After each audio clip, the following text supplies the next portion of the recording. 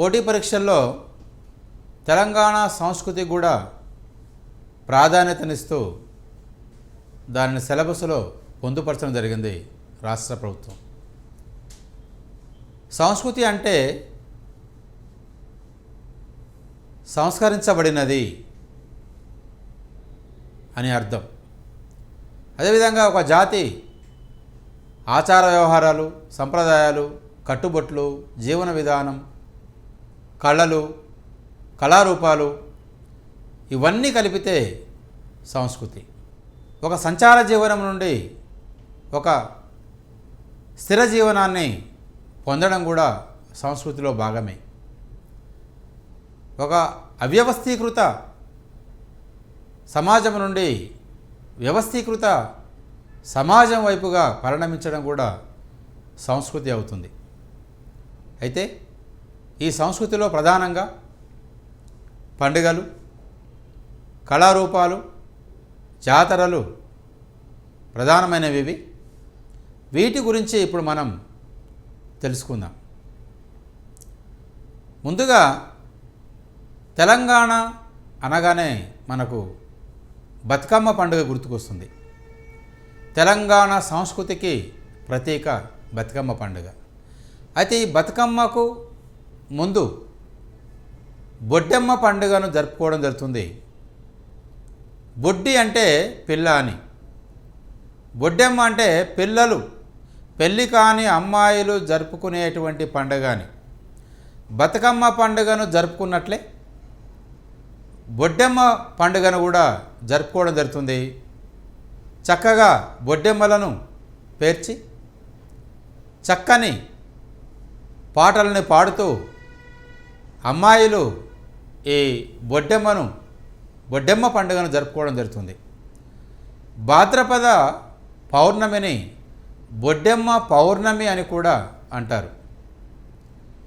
ఈ బొడ్డెమ్మ పండుగ అనంతరం జరుపుకునేటువంటి పండుగ బతుకమ్మ పండుగ.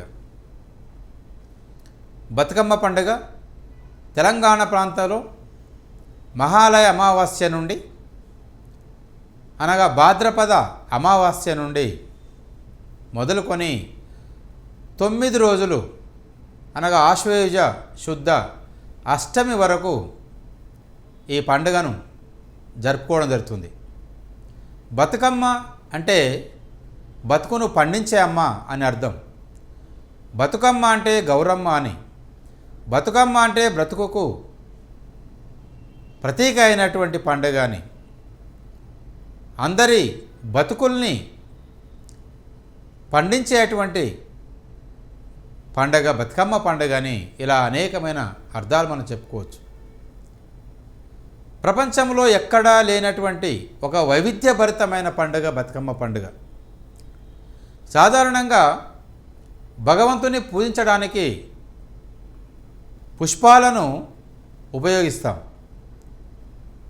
కానీ భగవంతునితో సంబంధం లేకుండా పువ్వులనే పరమాత్మగా భావించి పూజించే ఒక అద్భుతమైన సంప్రదాయం తెలంగాణ ప్రాంతంలో ఉంది. పువ్వులను పూజించడం అంటే వృక్షాలను పూజించడం. వృక్షాలను పూజించడం అంటే ప్రకృతిని పూజించడం. ప్రకృతిని గౌరవించడం, పూజించడం అంటే ప్రకృతికి ప్రతీక అయినటువంటి స్త్రీని ఆరాధించడం. ప్రకృతి స్త్రీ ఎవరో కాదు, శక్తికి ప్రతిరూపాలే అయినటువంటి భావన. కాబట్టి బతుకమ్మను ఆరాధించడంలో పర్యావరణాన్ని పరిరక్షించడం ఉన్నది, ప్రకృతిని కాపాడడం అనే భావన ఉంది. ఇవాళ పర్యావరణం పూర్తిగా దెబ్బతింటున్నటువంటి సందర్భంలో బతుకమ్మ పండుగ యొక్క విశిష్టతను గుర్తించి ఇవాళ రాష్ట్ర ప్రభుత్వం కూడా బతుకమ్మ పండుగను అధికారికంగా నిర్వహించడం జరుగుతుంది. కాబట్టి బతుకమ్మ పండుగలో రకరకాల పూలను తీసుకొని వచ్చి వాటిని ఒక బతుకమ్మగా ఏర్చికూర్చి, అయితే పూలంటే ఇక్కడ ప్రకృతి సిద్ధంగా లభించినటువంటి సహజమైనటువంటి ఒక వ్యాపార సంబంధమైనటువంటి పూలు కాకుండా జిల్లేడు పూలు, అదేవిధంగా గునుగు పూలు, కట్ల పూలు, సోంపు పువ్వులు, ఇలాంటి పువ్వులు ప్రకృతిలో సహజంగా లభించేటువంటి పువ్వులను మాత్రమే తీసుకొని వాటిని బతుకమ్మగా పేర్చి బతుకమ్మను ఆరాధించడం అనేటువంటిది కనబడుతుంది. ఇక్కడ బతుకమ్మను ఆడేటువంటి విధానంలో ఈ బతుకమ్మ పండుగ అనేది ఒక వినోదభరితమైనటువంటి, ఒక వేడుకతో కూడినటువంటి, ఒక ఉత్సవంతో కూడినటువంటి కళారూపం అని కూడా చెప్పుకోవచ్చు. ఒక వేడుకతో కూడినటువంటి కళారూపం బతుకమ్మ పండుగ. జానపదులు అయితే, గ్రామీణ ప్రాంతాల్లో అయితే చక్కగా ఇల్లును శుద్ధి చేసుకొని రకరకాల పూలను ఏరి సేకరించుకొని నూతన వస్త్రాలను ధరించి బతుకమ్మలను ఆ పూలతో పేర్చి ప్రతి స్త్రీ కూడా ఒక్క బతుకమ్మను పేర్చకుండా ఓ తల్లి బతుకమ్మ అని, పిల్ల బతుకమ్మని, ఒకటి పెద్ద బతుకమ్మ, మరొకటి చిన్న బతుకమ్మ, అలా 2 బతుకమ్మలను పేర్చి దీపములతో పూజించి తర్వాత అందరూ కలిసి ఒక 4 కూడళ్ళు కలిసిన చోట చక్కగా అక్కడ పేడతో అలికి ముగ్గులు వేసి అక్కడ ఆ బతుకమ్మలను ఉంచి చుట్టూ పాటలు పాడుకుంటూ లయబద్ధంగా ఆ పాటకు అనుగుణంగా లయబద్ధంగా చప్పట్లు వేస్తూ వలయాకారంగా చుట్టూ తిరుగుతూ ఆ బతుకమ్మకు సంబంధించినటువంటి పాటల్ని పాడుతుంటారు. ఇలా వలయాకారంలో తిరగడం, వంగి లేస్తూ పాట పాడుతూ చప్పట్లు కొట్టుకుంటూ ఇలా పాడడం అనేటువంటి ఆ బతుకమ్మ పండుగలో శాస్త్రీయ దృక్పథం కూడా కనబడుతుంది. ఇది ఆరోగ్యానికి ఎంతో మంచిదనే విషయం కూడా శాస్త్రీయ దృక్పథంతో ఆలోచించినప్పుడు మనకు అర్థమవుతుంది. అయితే బతుకమ్మ పండుగలో బతుకమ్మ పాటల్లో ప్రధానంగా 3 రకాల కోరసులు కనబడతాయి. ఒకటి ఉయ్యాలో అని, రెండవది వలలో అని, మూడవది కోల్ అనేటువంటి 3 కోరస్సులను ఉపయోగిస్తారు. గ్రామీణ ప్రాంతాల మహిళలైతే ఎక్కువగా ఉయ్యాలో అనేటువంటి కోరస్ని బాగా ఉపయోగిస్తారు. ఉదాహరణ చూడండి, అక్కడ ఈ ఉయ్యాలో అనేటువంటి కోరస్ను ఉపయోగించే సందర్భంలో వంగి లేస్తూ పాటకు అనుగుణంగా చప్పట్లు వేస్తూ దానికి అనుగుణంగా చుట్టూ తిరుగుతూ పాడే సంప్రదాయం బతుకమ్మ పండుగలో ఇక్కడ గ్రామీణ ప్రాంతాల్లో కనబడుతుంది.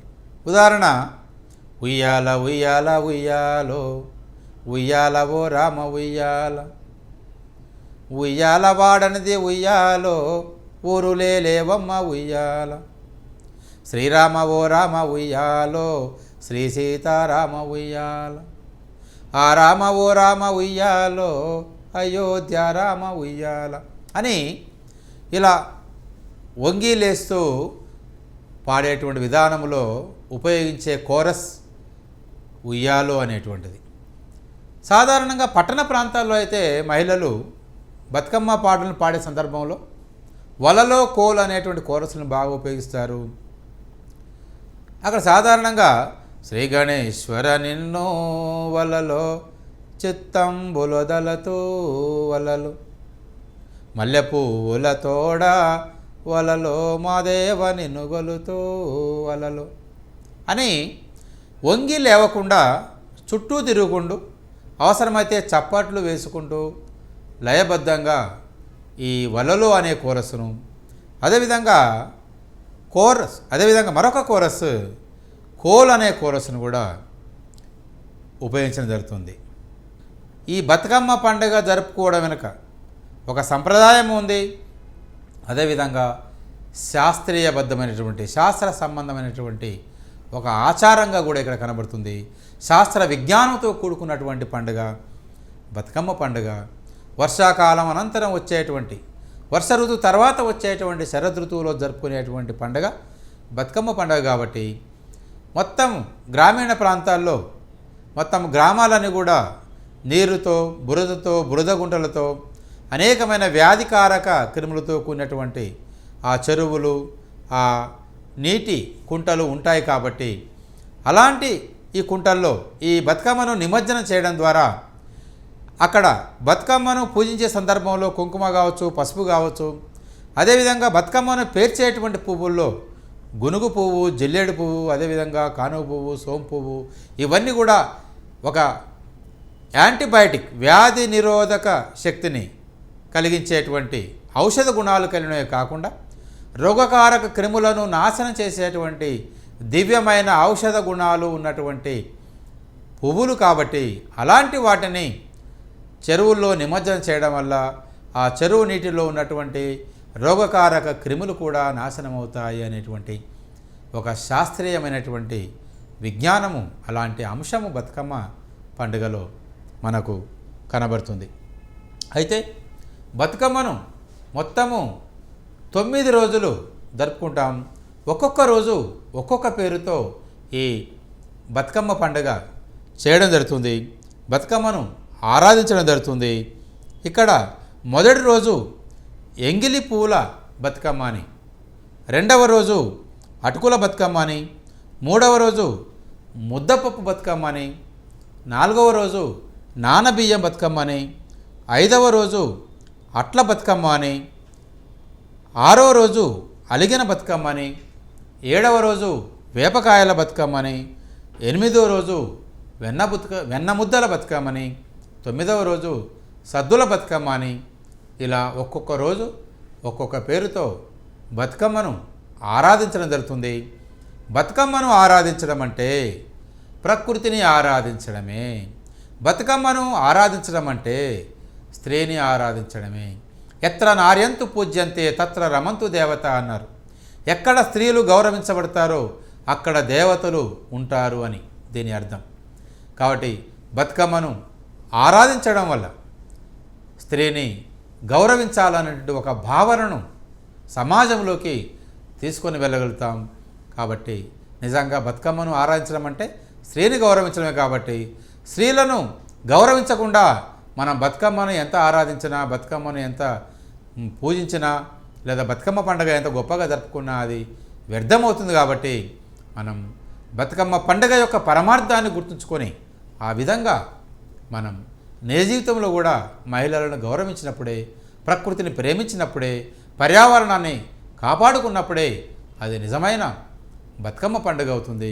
ఆ బతుకమ్మ పండుగకు సార్థకత చేకూరుతుంది. మరొకసారి, బతుకమ్మ పండుగకు ముందు అమ్మాయిలు మాత్రమే, పెళ్ళి కాని యువతులు మాత్రమే జరుపుకునేటువంటి పండుగ ఏది అంటే బొడ్డెమ్మ పండుగ. భాద్రపద పౌర్ణమికి గల పేరు బొడ్డెమ్మ పున్నమి అని అంటారు. బతుకమ్మ పండుగను ఎప్పుడు జరుపుకుంటాము? మహాలయ అమావాస్య నుండి భాద్రపద అమావాస్య నుండి ఆశ్వేయుజ శుద్ధ అష్టమి వరకు మొత్తము 9 రోజులు బతుకమ్మ పండుగను జరుపుకోవడం జరుగుతుంది. బతుకమ్మ పండుగలో ప్రధానంగా ఉపయోగించేటువంటి పువ్వులు మల్లె పువ్వులు కానీ, గులాబీ పువ్వులు కానీ, మందార పువ్వులు కానీ, ఇలాంటి పువ్వులు ఇప్పుడు వాడుతున్నాం. కానీ ఇవి వాస్తవానికి బతుకమ్మను అలంకరించడంలో ఇలాంటి పువ్వులను వాడకూడదు. ఏమైనా గానుగు, గన్నేరు, జిల్లేడు, సోపు పువ్వుల్ని మాత్రమే బతుకమ్మల్ని పేర్చడంలో ఉపయోగించడం అనేది జరిగింది. కానీ ఇవాళ ఆ పువ్వులు దొరకకుండా పోయినాయి. కాబట్టి తంగేడు పువ్వు కానీ, కానుగ పువ్వు కానీ, జిల్లేడు పువ్వు కానీ, సోపు పువ్వు కానీ ఇవాళ అవి లభించే స్థితిలో లేవు. కాబట్టి ఇవాళ చామంతి, బంతి, మందార, మల్లె ఇలాంటి పువ్వులను ఇవాళ బతుకమ్మను అలంకరించడంలో ఉపయోగిస్తున్నాం. కాబట్టి ఇది బతుకమ్మ పండుగ యొక్క ప్రత్యేకత. తర్వాత బతుకమ్మ పండుగ తర్వాత చెప్పుకోదగినటువంటి పండుగ తెలంగాణ ప్రాంతంలో బోనాల పండుగ. బోనం అంటే అమ్మవారికి సమర్పించేటువంటి ప్రసాదం. అంటే ఒక ఘటంలో ప్రసాదాన్ని వండి, నైవేద్యాన్ని వండి, ఆ ఘటాన్ని చక్కగా అలంకరించి తలపైన ఆ ఘటాన్ని పెట్టుకొని వీధి వీధులా తిరుగుకుంటూ ముత్యాలమ్మకో, పోషమ్మకో, మైసమ్మకో, ఎవరికో ఒక గ్రామ దేవతకు ఆ బోనాన్ని సమర్పించేటువంటి ఆచారంతో కూడుకున్న పండుగే బోనాల పండుగ. ఈ బోనాల పండుగలో ముఖ్యంగా ఈ 7 గ్రామ దేవతల సోదరుడైనటువంటి పోతురాజు వేషం వేసుకొని పోతురాజు నృత్యం కూడా ఇందులో ప్రధానంగా కనబడుతుంది. పోతురాజు విన్యాసం కూడా ఇందులో బోనాల పండుగలో కనబడుతుంది. అదేవిధంగా బోనాల పండుగలో రంగం కూడా కనబడుతుంది. అంటే ఒక సాంప్రదాయబద్ధంగా ఒక వంశపారంపర్యంగా ఈ రంగం ఎక్కి సోది చెప్పేటువంటి మహిళ, భవిష్యత్తును గురించి చెప్పేటువంటి భవిష్యత్ వాణిని వినిపించేటువంటి మహిళ ఎవరైతే ఉన్నారో వంశపారంపర్యంగా రంగం ఎక్కి భవిష్యత్ వాణిని వినిపించడం, భవిష్యత్తులో ఈ పాలన ఏ విధంగా ఉంటుంది, ప్రజలు ఏ విధంగా ఉంటారు, ఎలాంటి సుఖ సంతోషాలతో ఉంటారు, ఎలాంటి ఉత్పాతాలు జరగబోతున్నాయనే విషయాలని గురించి ఆ రంగం ఎక్కి రంగం చెప్పడం అనేది కూడా జరుగుతుంది. అయితే సాధారణంగా తెలంగాణ ప్రాంతంలో బోనాల పండుగను ఆషాఢ మాసం నుండి శ్రావణ మాసం వరకు జరుపుకోవడం జరుగుతుంది. ముఖ్యంగా హైదరాబాద్ నగరంలో ఆషాఢ మాసంలో ఆదివారం నుండి ఈ బోనాల పండుగ ప్రారంభమవుతుంది. హైదరాబాద్ నగరంలో బోనాల పండుగ అయిపోయిన అనంతరం తర్వాత తెలంగాణ ప్రాంతంలో ఉన్నటువంటి గ్రామీణ ప్రాంతాల్లో శ్రావణ మాసంలో బోనాల పండుగను జరుపుకోవడం జరుగుతుంది. శ్రావణ మాసంలో ప్రతి గురువారము, ఆదివారము ఏదో ఒక రోజుకు ప్రాధాన్యతనిస్తూ ఈ బోనాల పండుగను చాలా ఘనంగా జరుపుకోవడం జరుగుతుంది. బోనాల పండుగలో ఉన్నటువంటి ఒక వైవిధ్యం కూడా ఏంటంటే ఇది కూడా ఒక సాంప్రదాయబద్ధమైనటువంటి వేడుక అయినప్పటికీ దీని వెనక కూడా ఒక శాస్త్రీయమైన దృక్పథం ఉన్నది. అదేంటంటే ఇక్కడ ఆ బోనాల ఆ ఘటంలో ఉపయోగించేటువంటి వేపాకులు కావచ్చు, పసుపు కావచ్చు, కాళ్ళకు పసుపు రాసుకోవడం, ఆ ఘటాన్ని పసుపుతో కుంకుమతో అలంకరించడం, ఇలాంటి వేప కొమ్మలతో అలంకరించడం, వీటి వల్ల ఈ రోగకారక క్రిముల్ని నాశనం చేసే శక్తి ఆ పసుపుకు, ఆ వేప ఆకులకు ఉంటుంది. కాబట్టి ఇందులో కూడా ఒక శాస్త్రీయ దృక్పథం కనబడుతుంది. రోగకారక క్రిముల్ని నివారించేటువంటి శక్తి ఉంది. కాబట్టి ఈ బోనాల పండుగ వెనుక కూడా ఒక శాస్త్రీయ దృక్పథం అనేది కనబడుతుంది. తెలంగాణ ప్రాంతంలో జరుపుకునేటువంటి పండుగల్లో ఒక విశిష్టమైనటువంటి పండుగ బోనాల పండుగ. ఇది గ్రామ దేవతల కోసం, ప్రత్యేకంగా గ్రామ దేవతల కోసం, గ్రామ దేవతలను శాంతపరచాలనే ఉద్దేశంతో, గ్రామ దేవతలు అలగడం వల్లనే, గ్రామ దేవతలు కోపించడం వల్లనే గ్రామాల్లో రోగాలు వస్తున్నాయనేటువంటి ఒక నమ్మకంతో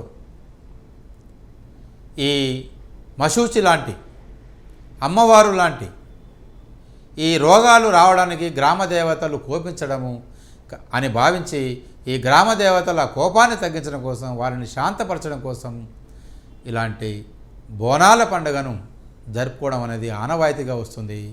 ఇంకా చెప్పాలంటే బోనాల పండుగలో ఒక మాతృస్వామ్య వ్యవస్థ కూడా కనబడుతుంది.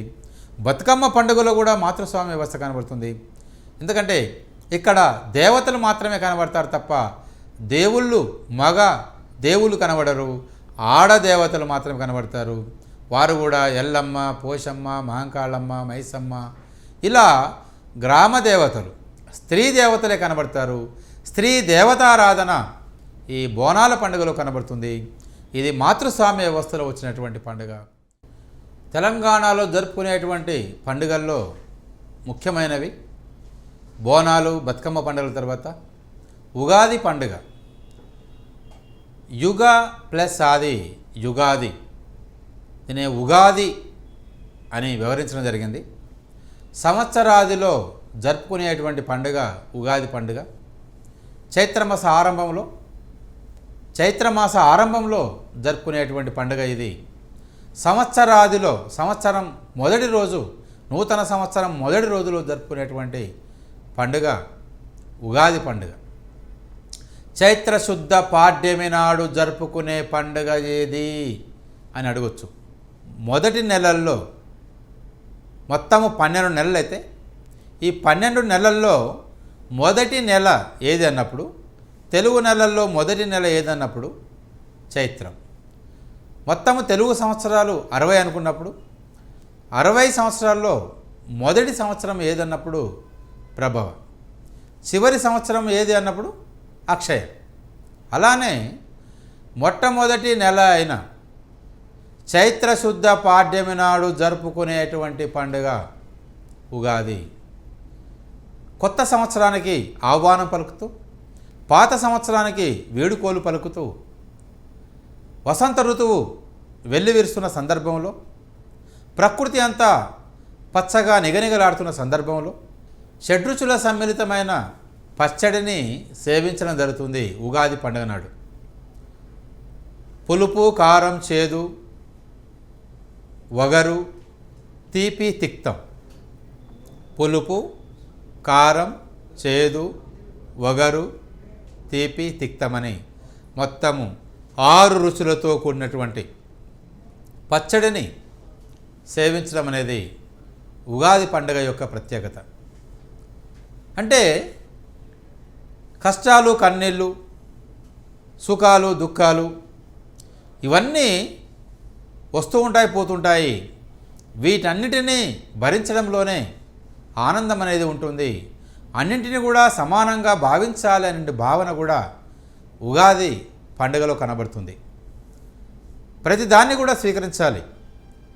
పులుపును స్వీకరించినట్లే కారాన్ని స్వీకరించాలి, కారాన్ని స్వీకరించినట్లే చేదును స్వీకరించాలి, చేదును స్వీకరించినట్లే తీపిని, తిక్తాన్ని, వగరును ప్రతిదాన్ని కూడా స్వీకరించాలి అనేటువంటి భావన ఇందులో కనబడుతుంది. ఇది ఉగాది పండుగ యొక్క ప్రత్యేకత. చైత్రశుద్ధ పాడ్యమి నాడు జరుపుకునే పండుగ ఉగాది పండుగ. అదేవిధంగా ఈ చైత్రమాసంలోనే మరొక పండుగ వస్తుంది, అదే శ్రీరామనవమి. చైత్రశుద్ధ నవమి నాడు జరుపుకునేటువంటి పండుగ శ్రీరామనవమి పండుగ.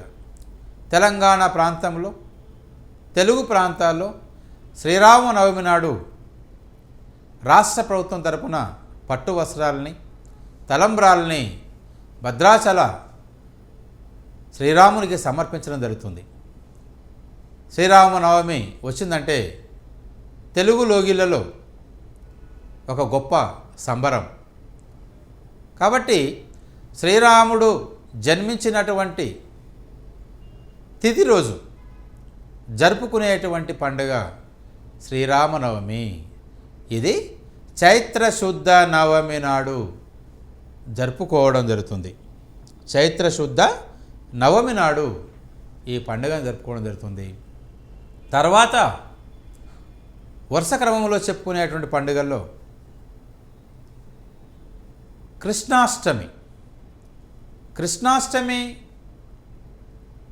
పండుగను కృష్ణుడు జన్మించినటువంటి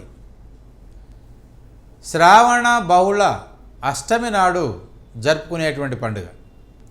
శ్రావణ మాసంలో పౌర్ణమి తర్వాత వచ్చేటువంటి అష్టమి నాడు జరుపుకునేటువంటి పండుగ కృష్ణాష్టమి. ఇది శ్రావణ బహుళ అష్టమి నాడు. ఈ సందర్భంగా ఉట్లు కొట్టడం జరుగుతుంది. కృష్ణునికి వెన్న అంటే ఉట్టిలో ఉన్నటువంటి వెన్నను తినడం, లేదా ఉట్టిలో ఉన్నటువంటి కుండను బద్దలు కొట్టి ఆ కుండలో ఉన్నటువంటి నెయ్యిని తాగడం, వెన్నను తినడం అనే ఆ అలవాటు కృష్ణునికి ఉండేది. కాబట్టి కృష్ణుడు జన్మించినటువంటి ఆ కృష్ణాష్టమి సందర్భంగా ఉట్లు కొట్టడం అనేటువంటి సాంప్రదాయం కూడా ఉంది.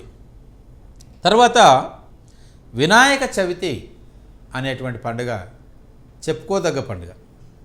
భాద్రపద శుద్ధ చవితి నుండి మొదలుకొని నవరాత్రులు వినాయకుని నెలకొల్పి ఈ పూజించేటువంటి సంప్రదాయం కనబడుతుంది. 9 రాత్రులు వినాయకుని పూజించే సంప్రదాయం ఈ వినాయక ఉత్సవాల్లో భాగంగా, వినాయక చవితి పండుగ ఉత్సవాల్లో భాగంగా మనకు కనబడుతుంది.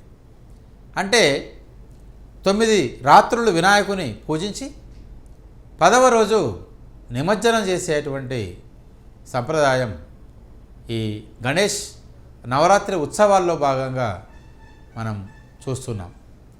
భాద్రపద శుద్ధ చవితి నాడు జరుపుకునేటువంటి పండుగ ఏది?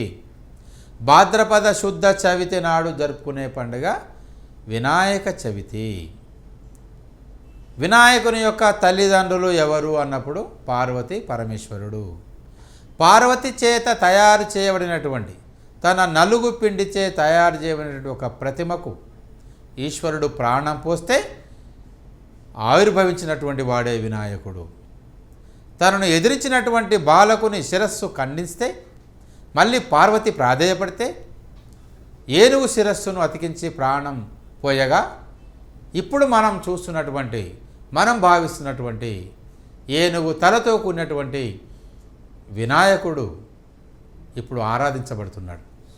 కాబట్టి ఈ వినాయకుని ఆరాధించడంలో ప్రధానమైన ఉద్దేశం, ప్రమద గణాలకు అధిపతి కాబట్టి ఎటువంటి విఘ్నములు కలగకుండా తాము చేపట్టేటువంటి ప్రతి పని ఎలాంటి ఆటంకములు కలగకుండా జరగాలన్నటువంటి ఒక భావనతో వినాయకుని పూజించే ఆచారం కనబడుతుంది. కాబట్టి ప్రతి పూజలో కావచ్చు, ప్రతి వ్రతంలో కావచ్చు, తప్పనిసరిగా వినాయకుని ఆరాధించిన తర్వాతనే ఇతర దేవతా పూజ అనేది కనబడుతుంది. ఇది విఘ్నేశ్వరుని ఆరాధన యొక్క ప్రత్యేకత. వినాయక చవితిని భాద్రపద శుద్ధ చవితి నాడు జరుపుకుంటాము. నవరాత్రులు జరుపుకొని 10వ రోజు లేదా 11వ రోజు వారి వారి సమయానుకూలంగా గణేష్ నిమజ్జనం చేయడం అనేది జరుగుతుంది. తర్వాత దసరా పండుగ. ఈ దసరా పండుగ, దసరా అంటే 10 రాత్రులతో కూడుకున్నటువంటిది అనేటువంటి అర్థం కూడా ఇందులో స్ఫురిస్తుంది. ఆశ్వయుజ శుద్ధ పాడ్యమి నుండి ఆశ్వయుజ శుద్ధ దశమి వరకు జరుపుకునేటువంటి పండుగ దసరా పండుగ.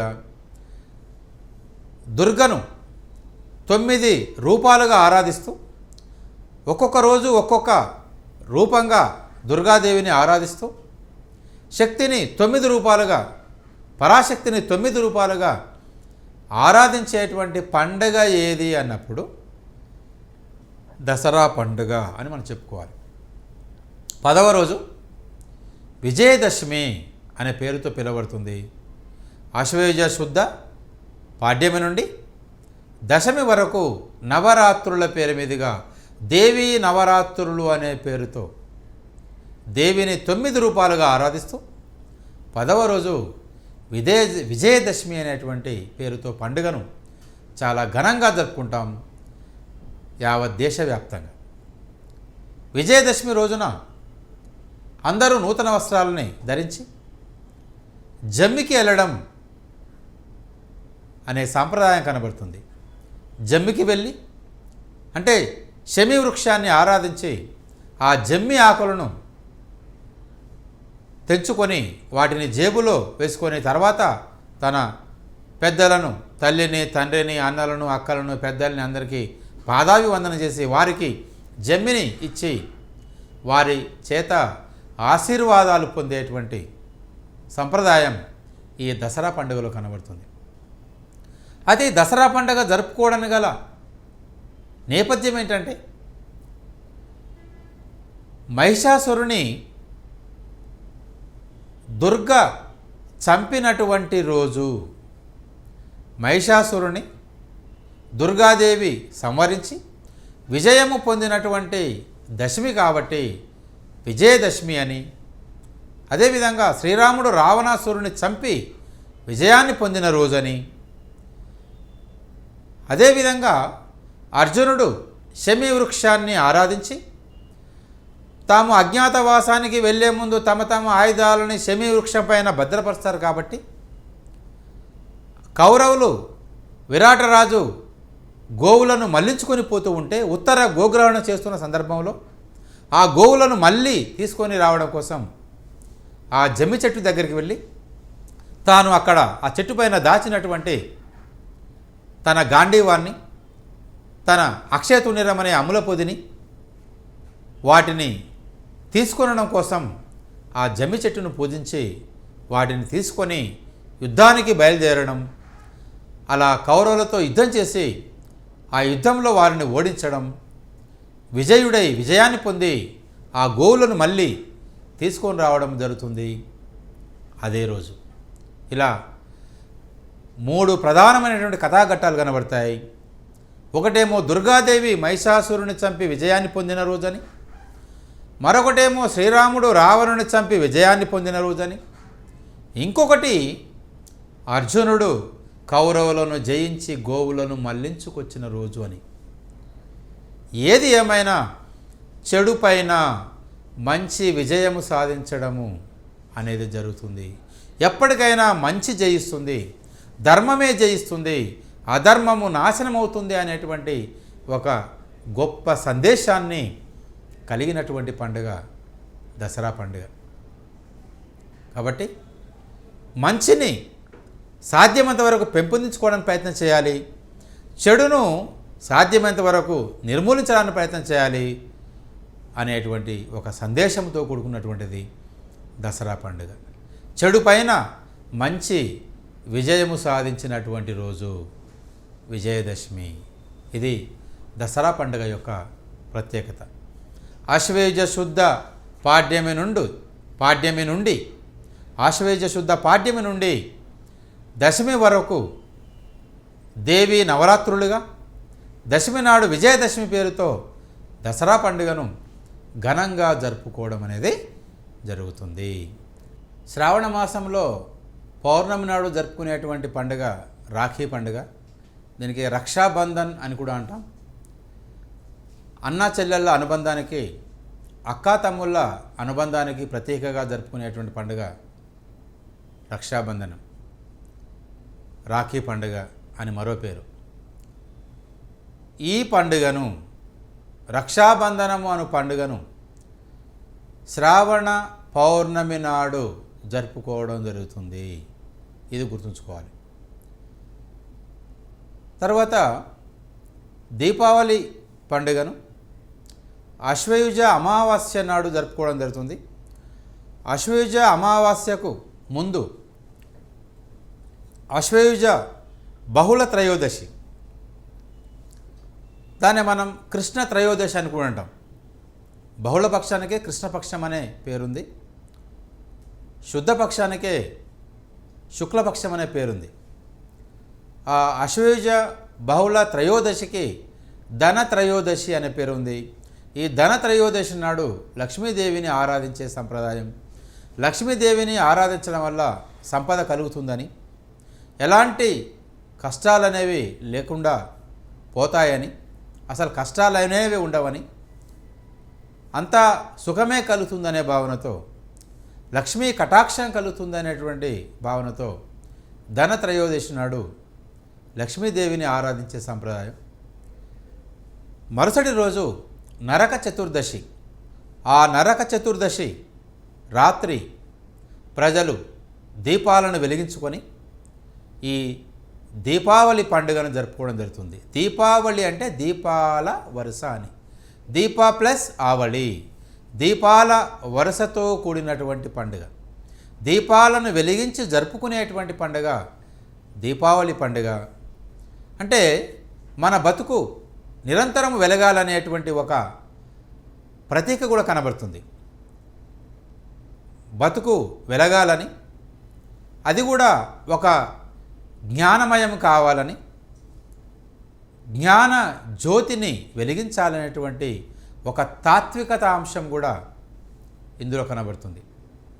అంటే నరకాసురునికి భయపడి అంతకుముందు ప్రజలు దీపాలు కూడా వెలిగించుకోకపోయేవారని, దీపాలు వెలిగితే ఆ ఇంట్లో మనుషులు ఉన్నారని భావించి నరకాసురుడు వారి ఇంట్లోకి వెళ్ళి అక్కడ కనబడ్డ అమ్మాయిలుంటే ఆ అమ్మాయిల్ని చెరిచి వారిని ఎత్తుకొని పోయేవాడని, అలా బాధలకు గురి చేసేవాడని.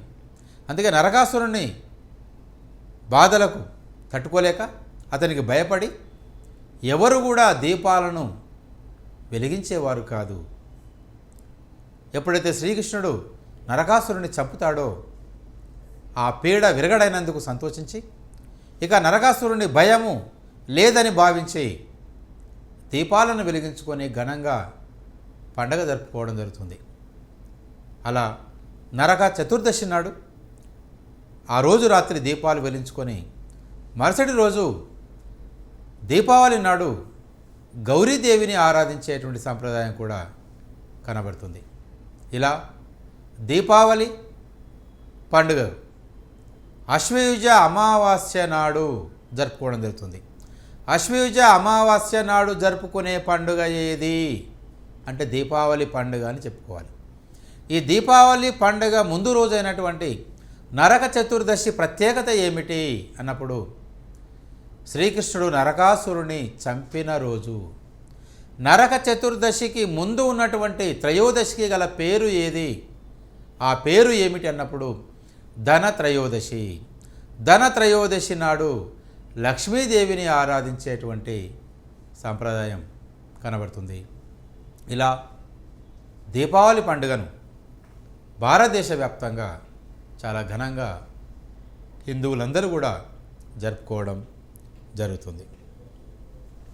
అదేవిధంగా సంక్రాంతి పండుగ భారతదేశంలో హిందువులు జరుపుకునేటువంటి పండుగలన్నీ కూడా చాంద్రమానం ప్రకారం జరుపుకునే పండుగలే. దాదాపు అన్ని పండుగలు చాంద్రమానాన్ని ఆధారంగా చేసుకొని జరుపుకుంటే ఒక సంక్రాంతి పండుగను మాత్రం సౌరమానం ఆధారంగా చేసుకొని జరుపుకోవడం జరుగుతుంది. అందుకే మిగిలిన పండుగలన్నీ వాటి యొక్క తేదీలు మారుతూ ఉంటాయి. ప్రతి నెల ఆంగ్ల మాసాలకు అనుగుణంగా ప్రతి సంవత్సరం కూడా అవే తేదీల్లో అదే మాసం అదే తేదీల్లో ఆ పండుగలు రావు. ఉదాహరణకు రాఖీ పౌర్ణమి ఉంది. ఈ సంవత్సరం ఆగస్టు 15కు వస్తే వచ్చే సంవత్సరం అది ఆగస్టు 16 రావచ్చు, 17 రావచ్చు. మిగిలిన పండుగలన్నీ దాదాపుగా చాంద్రమానం ప్రకారం జరుపుకునే పండుగలన్నీ కూడా తేదీలు మారుతాయి. కానీ తెలుగు తిథులు మాత్రం అవే ఉంటాయి. కానీ ఆంగ్ల సంవత్సరాలకు అనుగుణంగా ఆంగ్ల మాసాలకు అనుగుణంగా తేదీలు మారుతాయి. కానీ సంక్రాంతి పండుగ సౌరమానం ప్రకారం జరుపుకునే పండుగ కాబట్టి అదే జనవరి 14, 15, 16 తేదీల్లో భోగి, మకర సంక్రాంతి, కనుమ అనే పేరుతో 3 రోజులు జరుపుకునేటువంటి పండుగ ఏది అంటే సంక్రాంతి పండుగ. జనవరి 14, 15, 16 3 రోజుల్లో జరుపుకునేటువంటి పండుగ. భోగి నాడు ఇంటి ముందు మంచిగా అలికి ముగ్గులు వేసి గొబ్బెమ్మలను ఆ ముగ్గు మధ్యలో పెట్టి ఆ గొబ్బెమ్మలను అలంకరించేటువంటి సంప్రదాయం. అదేవిధంగా భోగి మంటలని వెలయించేటువంటి సంప్రదాయం ఈ భోగి పండుగ నాడు కనబడుతుంది. భోగి మంటలు వేసే సంప్రదాయం భోగి పండుగ నాడు. మకర సంక్రాంతి నాడు ఆ రోజు సంక్రాంతి పండుగను కొత్త వస్త్రములను ధరించి కొత్త అల్లులను ఆహ్వానించి ఈ సంక్రాంతి పండుగను చాలా ఘనంగా జరుపుకోవడం జరుగుతుంది. కనుమ రోజు వ్యవసాయ ఆధార దేశం భారతదేశం కాబట్టి వ్యవసాయానికి ఆధారమైనటువంటి పశువులను, ఆవులను, ఎద్దులను శుభ్రంగా కడిగి వాటిని ఆరాధించేటువంటి సంప్రదాయం, వాటిని పూజించేటువంటి సంప్రదాయం కనుమ రోజు కనబడుతుంది. అదేవిధంగా ఆంధ్ర ప్రాంతంలో అయితే కోళ్ళ పందాలు కావచ్చు, ఎద్దుల పందాలు కూడా జరుగుతూ ఉన్నాయి. ఇవాళ సంక్రాంతి పండుగ అనగానే కోళ్ళ పందాలు, ఎడ్ల పందాలు అనేవి మన గుర్తుకొస్తాయి. అలా 3 రోజులు చాలా ఘనంగా జరుపుకునేటువంటి పండుగ సంక్రాంతి పండుగ. ఇది తెలంగాణ ప్రాంతంలో చాలా తక్కువగా జరుపుకోవడం జరుగుతుంది. కానీ ఆంధ్ర ప్రాంతంలో చాలా గొప్ప పండుగ సంక్రాంతి పండుగ. ఇకపోతే ఆదివాసీల పండుగల్ని కొన్ని మనం దృష్టిలో ఉంచుకున్నప్పుడు ముఖ్యంగా తీజ్ పండుగ అనేది ఒకటి ఉన్నది. ముఖ్యంగా లంబాడీ తండాల్లో పెళ్లి కాని అమ్మాయిలు జరుపుకునేటువంటి పండుగ తీజ్ పండుగ. వర్షాకాలంలో 9 రాత్రులు అంటే ఒక బుట్టలో గోధుమలను ఎరువుతో కలిపినటువంటి గోధుమలను తడిపి ఆ బుట్టలో వేసి 9 రోజులు ఆ బుట్టను తడుపుతూ అవి మొలకెత్తే విధంగా చూస్తూ ఆ 9 రోజులు కూడా ఆట ఆడుతూ పాటలు పాడుతూ ఈ తీజ్ పండుగను చాలా ఘనంగా జరుపుకుంటారు ఈ లంబాడి గిరిజనులు తండాల్లో. ఇక్కడ ముఖ్యంగా గమనించాల్సిన అంశం ఏంటంటే చాలా నిష్ఠతో ఆ 9 రాత్రులు కూడా ఎవరు మాంసాహారాన్ని ముట్టుకోకుండా శాకాహారం మాత్రమే తీసుకొని ఈ తీజ్ పండుగను జరుపుకోవడం జరుగుతుంది. అవి మొలకెత్తిన తర్వాత వాటిని తీసుకెళ్ళి పొలాల్లో చల్లుకోవడం అనేటువంటి సంప్రదాయం కనబడుతుంది.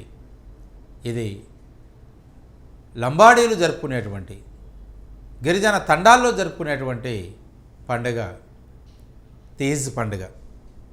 అదేవిధంగా మొహర్రం అనేటువంటి పండుగ ఇవాళ తెలంగాణ ప్రాంతంలో ముస్లింలే కాదు, ముస్లింలతో పాటు హిందువులు కూడా కలిసి జరుపుకునేటువంటి పండుగ ఏదంటే మొహర్రం పండుగ.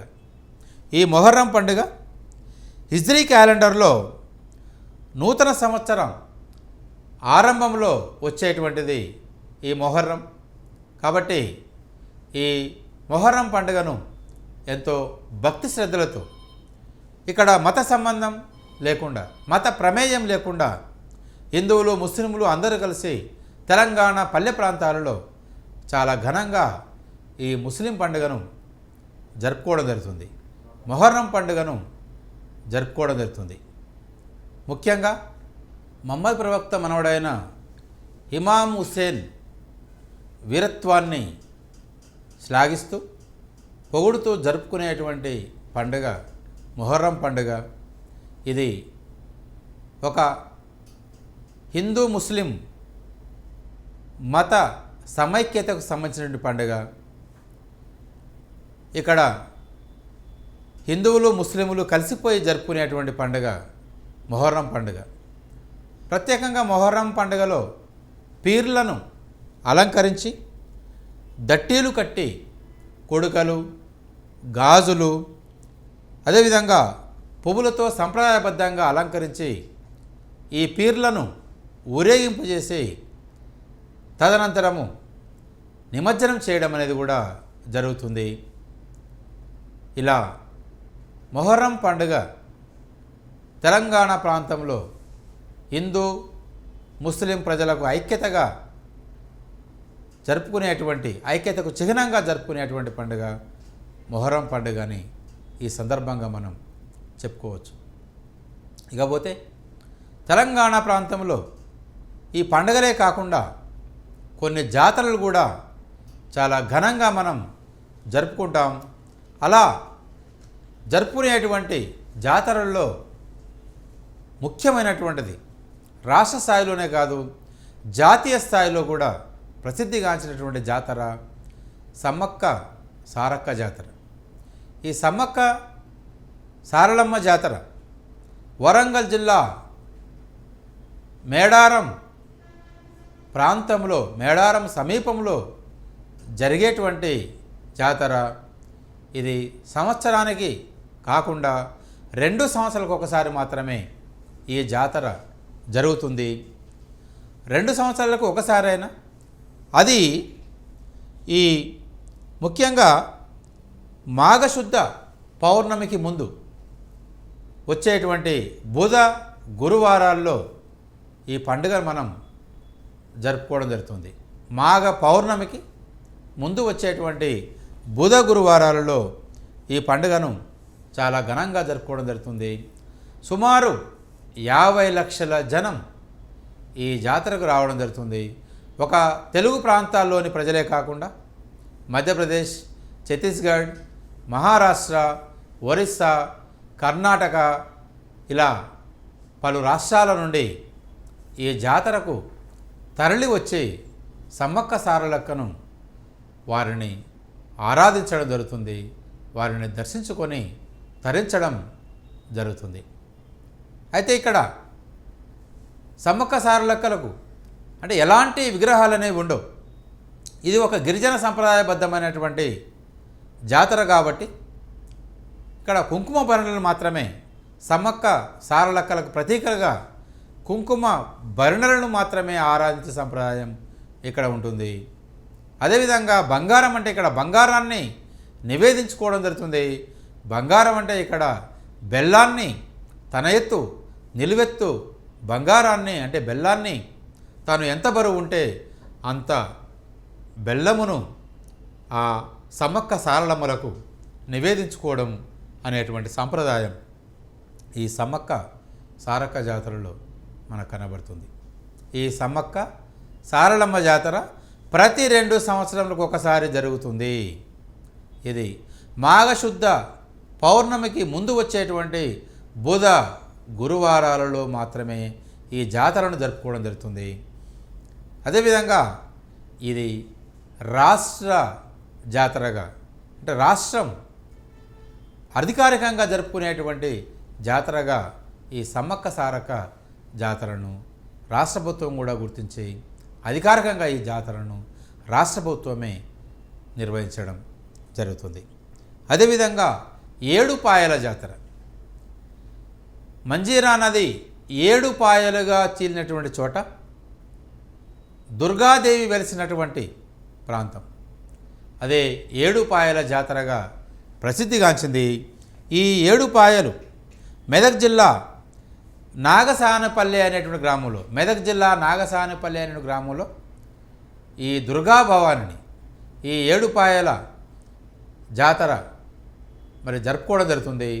అక్కడ వెలిసినటువంటి 7 పాయలలో వెలిసిన దైవం దుర్గా భవాని ఈ మంజీరా నది పాయల మధ్య వెలిసినటువంటి ఆ దుర్గామాతను ఆరాధించేటువంటి సంప్రదాయం ఈ 7 పాయల జాతరల్లో మనకు కనబడుతుంది. ప్రతి సంవత్సరం శివరాత్రి రోజున ఇక్కడ చాలా ఘనంగా జాతర జరుగుతుంది. అయితే ప్రతిరోజు కూడా అక్కడ ధూపదీప నైవేద్యాలు కొనసాగుతూ ఉంటాయి. కానీ ప్రత్యేకంగా శివరాత్రి రోజున మాత్రం చాలా ఘనంగా జాతరను కూడా నిర్వహించడం జరుగుతుంది. ఇకపోతే ఈ గొల్లగట్టు జాతర అనేది కూడా మరొక జాతర. ఇది నల్లగొండ జిల్లా సూర్యాపేట సమీపంలోని దురాజ్పల్లి వద్ద జరుపుకునేటువంటి జాతర గొల్లగట్టు జాతర. ఇది కూడా సమ్మక్క సారక్క జాతరలుగానే ప్రతి 2 సంవత్సరాలకు ఒకసారి ఈ జాతరను చాలా ఘనంగా జరుపుకోవడం జరుగుతుంది. ఇది తెలంగాణ ప్రాంతంలో ఉన్నటువంటి ప్రజలే కాకుండా తెలుగు ప్రాంతాల్లో ఉన్న ప్రజలే కాకుండా ఇతర రాష్ట్రాల్లోని ప్రజలు కూడా ఇక్కడికి తరలి వచ్చి ఈ జాతరలో పాల్గొనడం జరుగుతుంది. చాలా ఘనంగా ఈ జాతరకు వచ్చి మొక్కుల్ని చెల్లించుకోవడం జరుగుతుంది. ముఖ్యంగా యాదవులు కురుమలు ఈ జాతరకు తరలి వచ్చి తమ మొక్కుల్ని చెల్లించుకోవడం జరుగుతుంది. ఇక్కడ లింగమంతుల స్వామి ఈ గొల్లగట్టు పైన వెలిసినటువంటి దైవం లింగమంతుల స్వామి కాబట్టి లింగమంతుల స్వామి జాతర అని కూడా అంటారు. ఈ గొల్లగట్టు జాతర గల మరో పేరు లింగమంతుల జాతర లేదా లింగమంతుల స్వామి జాతర అని కూడా అంటారు. ఈ లింగమంతుల స్వామి తోబుట్టు అయినటువంటి చౌడమ్మ తల్లి కూడా ఇక్కడ పూజలు చేసేటువంటి సంప్రదాయం కనబడుతుంది ఈ గొల్లగట్టు జాతరలో.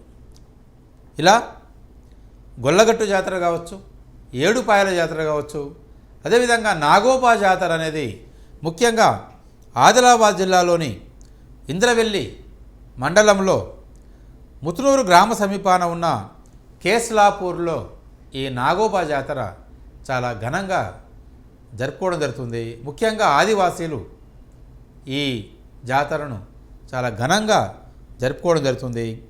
నాగోబా గిరిజనుల ఆరాధ్య దైవం. గిరిజనుల ఆరాధ్య దైవమైన నాగోబాను ఆరాధించేటువంటి సాంప్రదాయమే ఈ నాగోబా జాతరలో కనబడుతుంది. ఇది ఏటా పుష్యమాసంలో అమావాస్య రోజున ప్రతి సంవత్సరం పుష్యమాసంలో అమావాస్య రోజున ఈ జాతరను జరుపుకోవడం జరుగుతుంది. అదేవిధంగా కొమరవెల్లి జాతర. ఈ కొమరవెల్లి జాతర వరంగల్ జిల్లా చేర్యాల సమీపంలో ఉన్నటువంటి కొమరవెల్లి గ్రామంలో ఈ జాతర చాలా ఘనంగా జరుపుకోవడం జరుగుతుంది. ఈ కొమరవెల్లిలో వెలిసినటువంటి స్వామి మల్లన్న స్వామి కొమరవెల్లి మల్లన్న జాతర అని కూడా అంటారు. ఏటా మాఘమాసం నుంచి చైత్రమాసం వరకు ఈ కొమరవెల్లి మల్లన్న జాతర చాలా ఘనంగా జరుగుతుంది. ఇది కొమరవెల్లి జాతర. అదేవిధంగా ఇంకా చెప్పుకుంటూ పోతే కొండగట్టు జాతర అనేటువంటి జాతర కూడా ఒకటి. ముఖ్యంగా హనుమాన్ దీక్షల్ని వేసి ఈ కొండగట్టు జాతరకు వెళ్ళడము, అక్కడ వారు అన్నాళ్ళు మండలం రోజులు దీక్ష స్వీకరించినటువంటి వాళ్ళు, దీక్ష చేసినటువంటి హనుమాన్ భక్తులు ఆ కొండగట్టుకు వెళ్ళి అక్కడ ఆ ముడుపులు చెల్లించుకొని రావడం అనేటువంటిది కనబడుతుంది. ఈ కొండగట్టు కరీంనగర్ జిల్లాలోని ముత్యంపేట సమీపంలో ఉన్నది. ఇక్కడ వెలిసినటువంటి ఆంజనేయుడు రెండు ముఖాలతో కనబడుతుంటాడు. ఒక వైపేమో నరసింహస్వామి ముఖంతో, మరొక వైపు ఆంజనేయ ముఖంతో ఇక్కడ రెండు విధాలుగా కనబడుతూ ఉంటాడు. ఇది ఇక్కడ ఉన్నటువంటి ప్రత్యేకత. ఒకవైపు శంఖచక్రాలను కలిగి ఉండి మరొక వైపు హృదయంలో సీతారాములను కలిగి ఉండడం అనేటువంటిది. ఒకవైపు నరసింహస్వామి ముఖము, మరొక వైపు ఆంజనేయుని ముఖము. ఈ కొండగట్టు ఆంజనేయుని విగ్రహము రెండు ముఖాలుగా కనబడుతుంది. ఈ కొండగట్టుపై వెలిసినటువంటి దైవం ఆంజనేయుడు. ఇది కరీంనగర్ జిల్లాలో జరుపుకునేటువంటి పండుగ. కరీంనగర్ జిల్లాలో కొండగట్టుపై వెలిసినటువంటి దైవం ఆంజనేయుడు. తెలంగాణ ప్రాంతంలో అనేకమైన పండుగలని ఆయా సందర్భాల్లో మనం జరుపుకోవడం జరుగుతుంది. ఈ పండుగలన్నీ కూడా తెలంగాణ ప్రజల జీవన విధానానికి, మత సమైక్యతకు, పరమత సహనానికి సంకేతంగా జరుపుకోవడం జరుగుతుంది. అదేవిధంగా జాతరలు ఇవి కూడా సంస్కృతికి ప్రతీకగా ఒక ప్రాంతం నుండి మరొక ప్రాంతానికి వెళ్ళడం వల్ల ఆ ప్రాంతం ప్రజల యొక్క జీవన విధానం కావచ్చు, ఆ ప్రాంత భౌగోళిక పరిస్థితులు కావచ్చు, అక్కడి ప్రజల ఆచార వ్యవహారాలు కావచ్చు, అక్కడి ప్రజల కట్టుబొట్లు కావచ్చు, ఇవన్నీ కూడా మనకు తెలుస్తాయి. కాబట్టి ఈ పండుగల పేరు మీదుగా, జాతరల పేరు మీదుగా ఒక ప్రాంతం నుండి మరొక ప్రాంతానికి వెళ్ళడం వల్ల ఆయా ప్రాంతాల భౌగోళిక స్థితిగతులు కావచ్చు, ఆయా ప్రాంతాల ప్రజల యొక్క సంస్కృతి కావచ్చు, ఇదంతా అవగతమవుతుంది.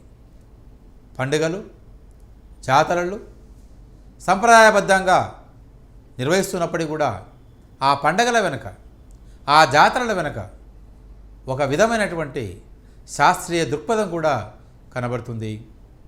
పండుగలు, జాతరలు ఒక జాతి సంస్కృతికి, ఒక ప్రాంతంలో నివసించేటువంటి ప్రజల సంస్కృతికి అద్దం పడతాయని ఈ సందర్భంగా చెప్పుకోవచ్చు.